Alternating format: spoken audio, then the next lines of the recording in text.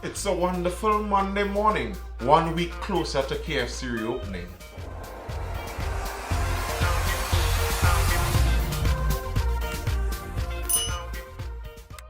The Trinidad fascination with KFC is a little more than just actually liking KFC.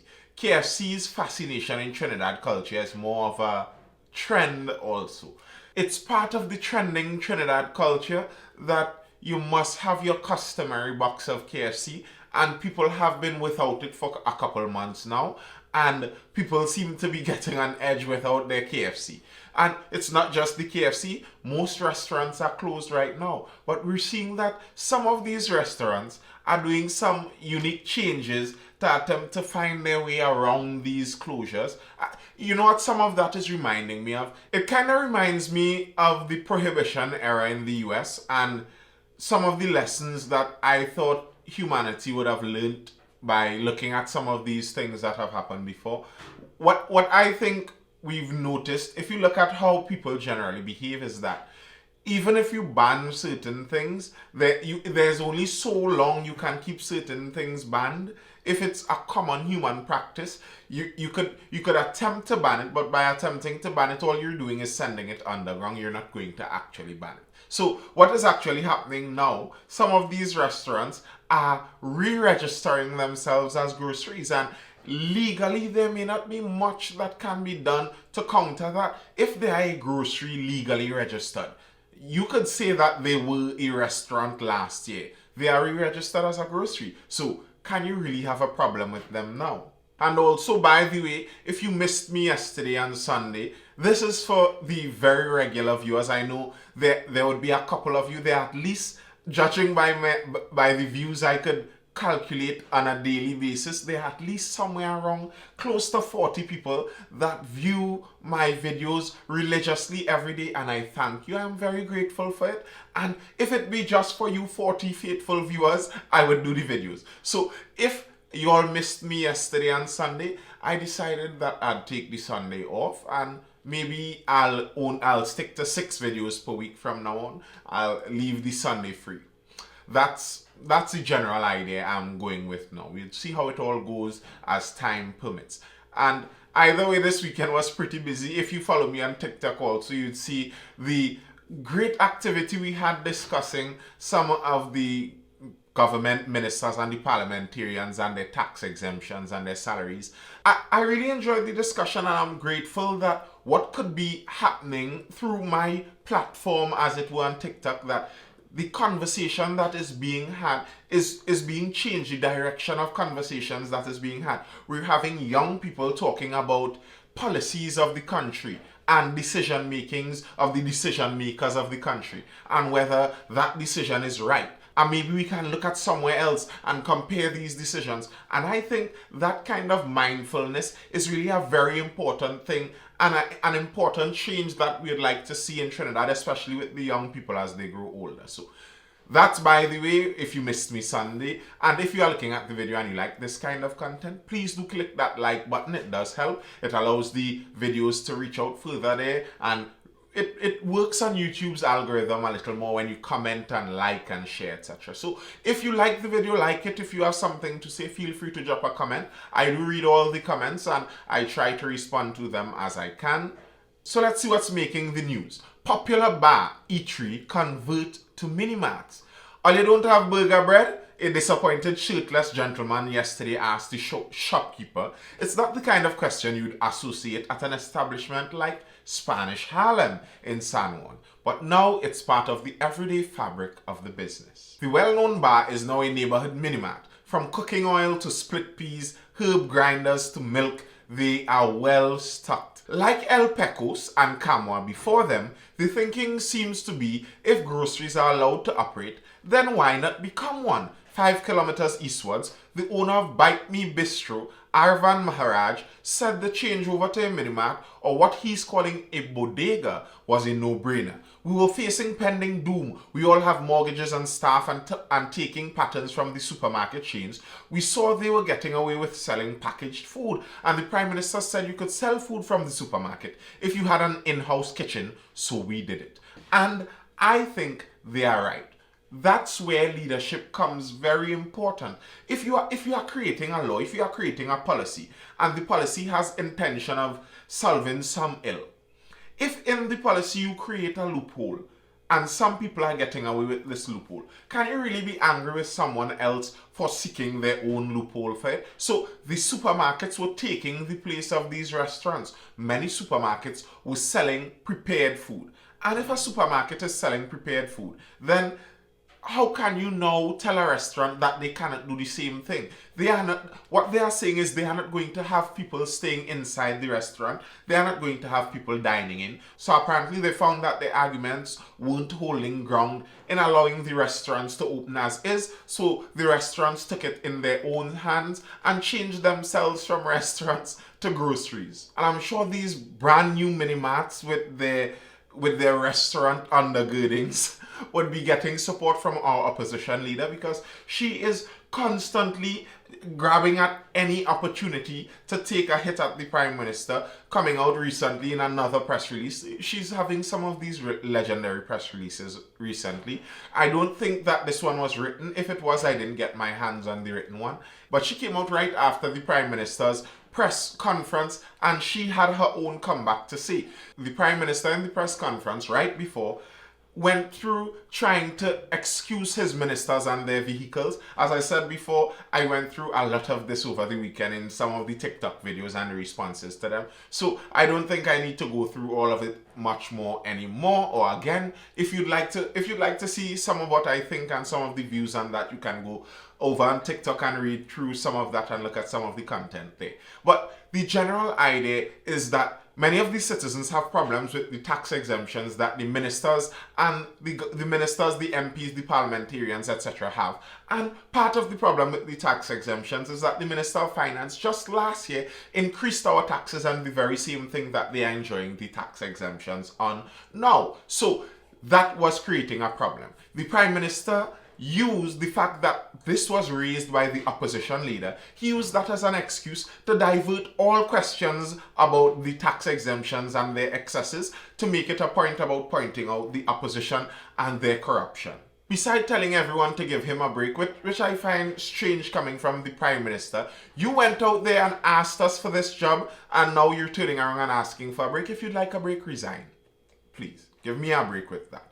His quote was, "I accept the terms of my engagement, and if it disturbs some of the people, I am sorry, but I don't think it is fair for somebody to tell me what to do with what I earn when you have no interest in talking to those who have stolen public money." And I find that to be some hypocritical nonsense piled up in such a way to make himself seem good. What do you mean we have no interest in talking to those who have stolen money? I always talk about the thieves in politics on either side, on all sides. I do not like any of you political thieves. And I think that it isn't fair that our ruling class is subjecting the entire nation to taxes that they are exempting themselves from. And it's very hypocritical of them. But okay, let me not get too heated over that. The opposition leader came out to reply to this, and in her response, she found that the Prime Minister is acting like he has been the biggest victim of COVID and the pandemic yet. And for once, I kind of agree with the opposition leader. Not totally, and only in a very small bit. But I found that the Prime Minister's speech's action, it seemed to beg pity.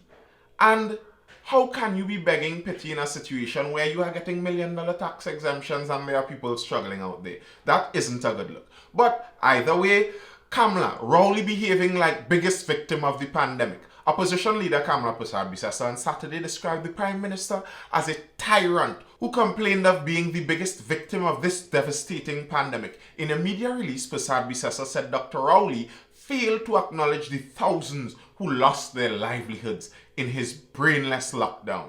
Rowley's behavior and mindset is that of a self-absorbed dictator, not a public servant. This is a man who has lost touch with reality. She criticized Rowley for failing to tell the country the cost of the vaccines procured from China. However, the PM disclosed at Saturday's media briefing that the cost could not be divulged because of a non-disclosure clause in the contract. And while I agree that Dr. Rowley, our Prime Minister, cannot realistically come out and attempt to make himself seem like any kind of victim in this. And anything that seems to suggest that isn't a good look. So he should stay clear of that, and I'm in agreement with that.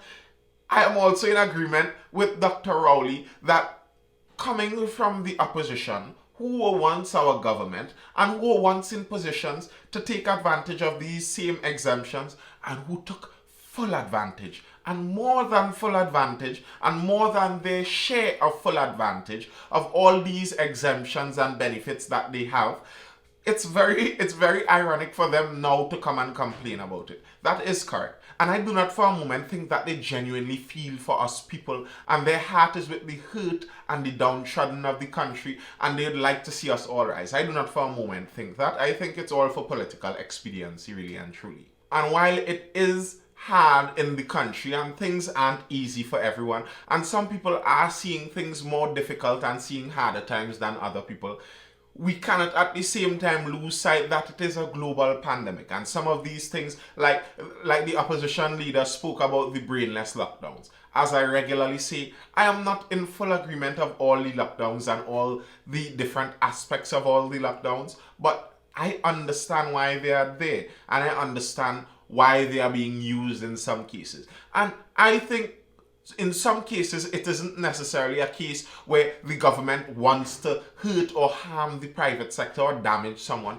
I think in some cases, even where the lockdowns are not needed and are ill-advised, in some of those cases, it's where the government is afraid.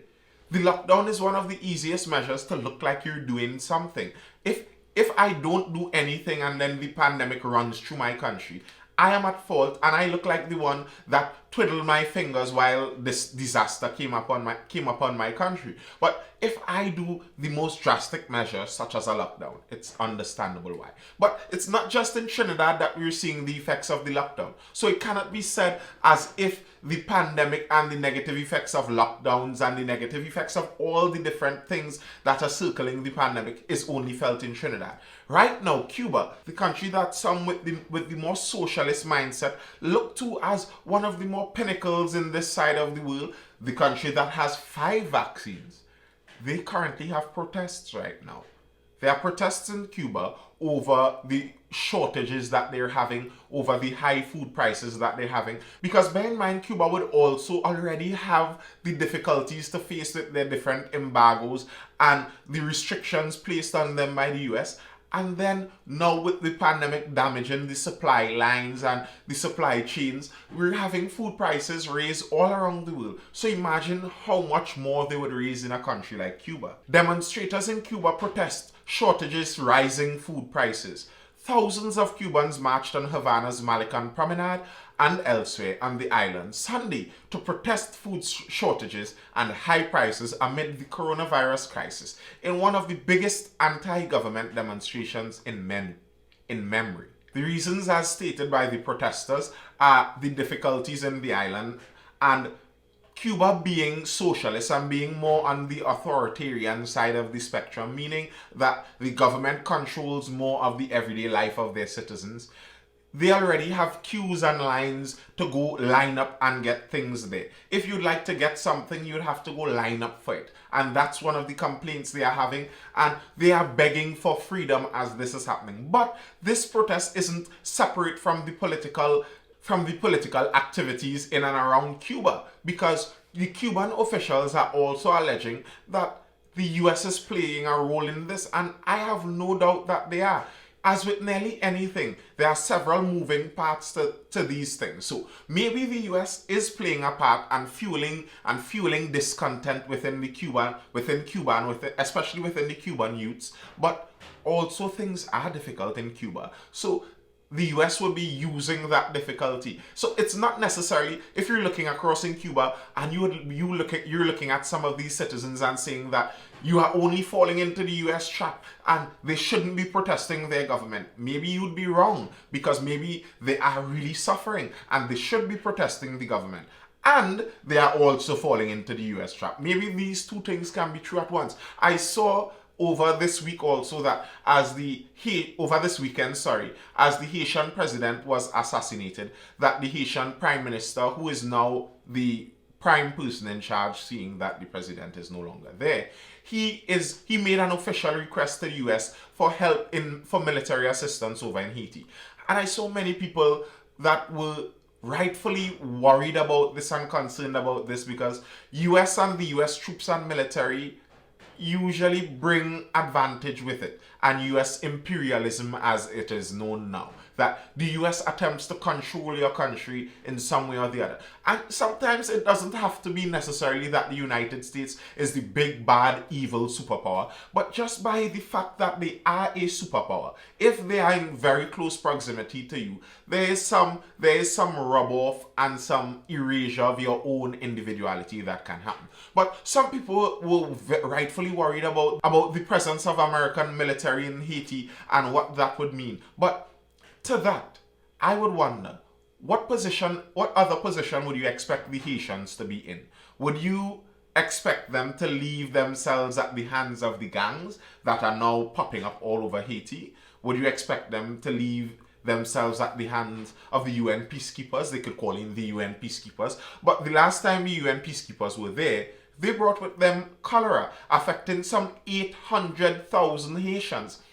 And they brought with them assault also, leaving single mothers in their wake. So, do they go with the UN peacekeepers? Or do they go asking France for help? France, who owes them a debt from since their independence, when France robbed them some millions of dollars. So, who exactly do they go for help? And that's one of the things in these difficult times. Sometimes there really aren't any easy answers, and worse options make bad options seem better. But I do hope all the best for Haiti and Cuba in their own conflicts, and I hope all the best for Trinidad also. And I hope that you tune in for my next video tomorrow at 10 a.m. And don't worry, I won't be taking that day off. So I'll see you tomorrow at 10 a.m.